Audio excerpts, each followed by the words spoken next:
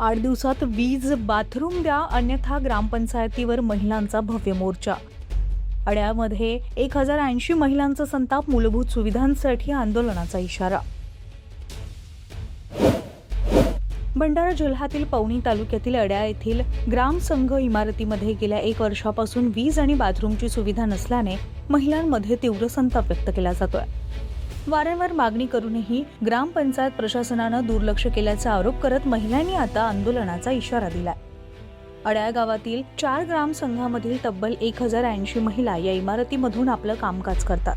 मात्र महिलांच्या हक्काच्या या इमारतीत अद्याप मूलभूत सुविधाच उपलब्ध नसल्याने महिलांना मोठ्या त्रासाला सामोरं जावं लागतंय. सध्या उन्हाळ्याचा दिवस असून तापमान वाढलेलं असतानाही इमारतीमध्ये विजेची कोणतीही व्यवस्था करण्यात आलेली नाही. पंख्यांची सुविधा नसल्यानं महिलांना उकाड्यात तासनतास बसून काम करावं लागतंय आणि याशिवाय महिलांसाठी स्वतंत्र बाथरूम किंवा स्वच्छतागृहाची सोय नसल्याने महिलांची मोठी गैरसोय होतीये. अनेक वेळा ग्रामपंचायत प्रशासनाकडे पाठपुरावा करूनही कोणतीही कार्यवाही करण्यात आली नसल्याने महिलांमध्ये नाराजीचं वातावरण आहे. माझं नाव कल्पना मधुकर कुंभलकर आहे आणि मी जयमाता दी ग्राम संघाची लेखापाल आहे.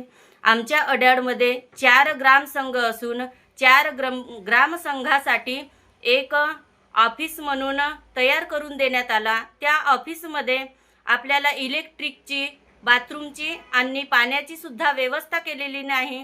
गेले 2 वर्षापासून आम्ही ग्रामपंचायतीला निवेदन दिले असता त्यांनी आमच्याकडे दुर्लक्ष केलं आहे आणि ते आमचं काम सुद्धा करून दिलेलं नाही.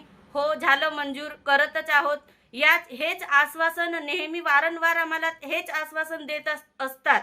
तर आम्ही कोणत्या परिस्थितीमध्ये तिथं दिवसभर राहतो आणि आमच्या महिला सुद्धा उष्णतेमुळे उपस्थित होत नाही. आम्हाला कमी महिलांमध्ये आमची मीटिंग करावी लागते आणि या अशा परिस्थितीमध्ये आम्ही कसं राहायचं आम्हाला माहीत आहे.